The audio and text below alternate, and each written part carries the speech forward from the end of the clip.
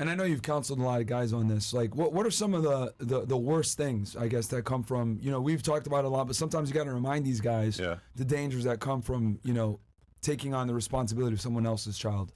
Yeah, I mean, you're basically choosing to put yourself in a position of a cuckold because you're choosing to invest your time, effort, and resources into children that don't have your name, they don't have your DNA. There's no real benefit to it. I get that, they tell men today, you do what's right. Right, but they tell women, you do what's right for you, girl. Absolutely. Yeah. So it's two different stories. So it's very common for guys to fall for the trap of the hot single mom, right? She does all the right things when you meet her, of course, because they want to draw you in. And then you start diving down the rabbit hole of spending time with them. And then you start taking vacations with them. And I mentioned a trip down to Barbados with her and her kids.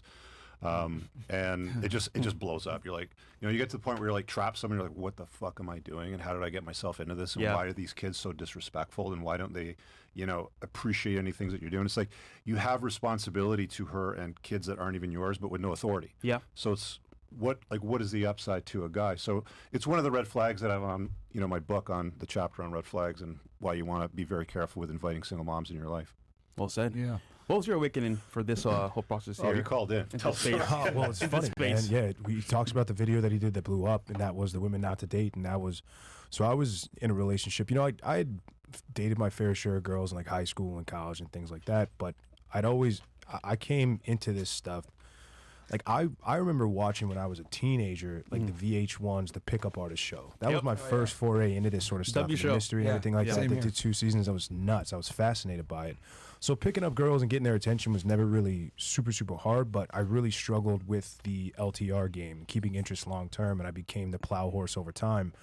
The most, I had 3 sort of major relationships in my 20s, and the one that really brought me to the content was, got together. We were together 2 years and some change. We lived in New York at the time. We did the apartment and the dog. We talked about marriage and kids' names and all that stuff.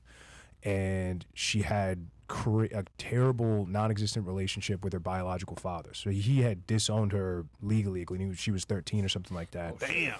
And he was still involved. She had 2 other siblings, and he was still involved in their lives. And they weren't that much younger than her. So she was the adult. She was the firstborn. And I remember she would tell me things like, you're never allowed to ask me about my father. You're never allowed to have an opinion on it. You just need to shut the fuck up. Like, don't talk about that stuff. Like, okay. So me still being kind of plugged in, I'm Googling or searking how to be a good boyfriend to girls with daddy issues or whatever. And I come across a video that's like 3 women to avoid dating. I'm like, oh, this guy's in a car, like bald head. Like, interesting.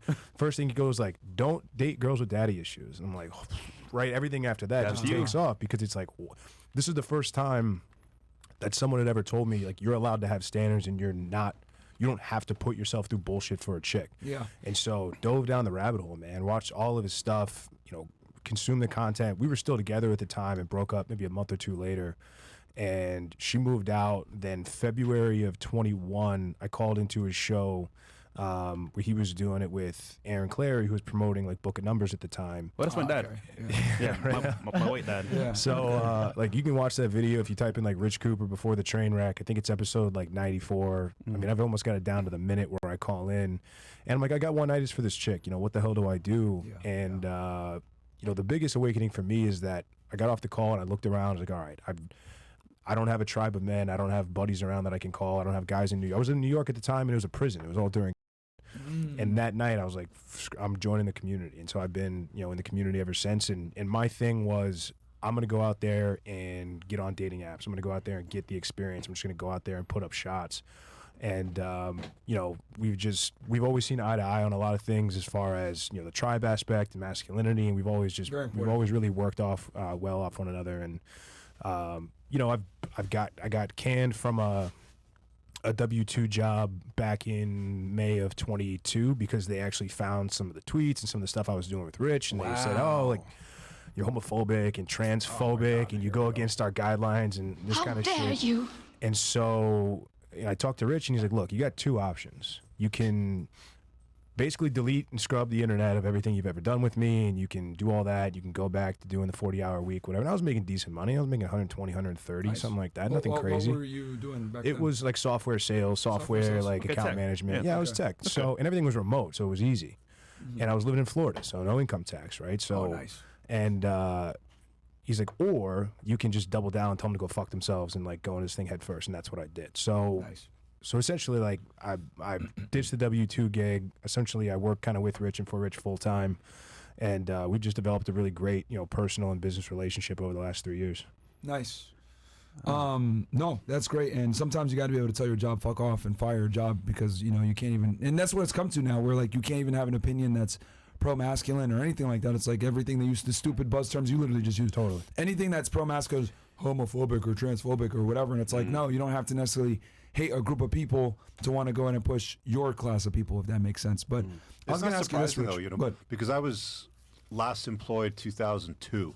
Okay. That's before screens. That's before social media. Yeah. Like that's dating me, obviously, right? And you could have an opinion. Like you could sit down with your friends after work, have a beer, shoot the shit, say something, and it's fine.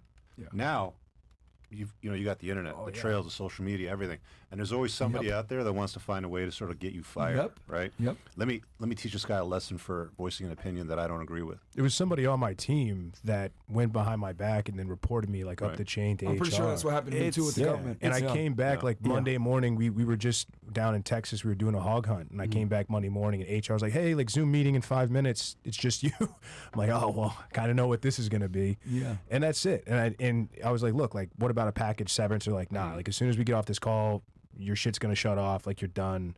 That was it. And so it was. Oh, they didn't even give you a chance to scrub your stuff. They didn't even give me a chance to defend myself and say well, do I get a chance to explain? Man. You can't say shit anymore. Yeah. They want to silence you, right? Yeah.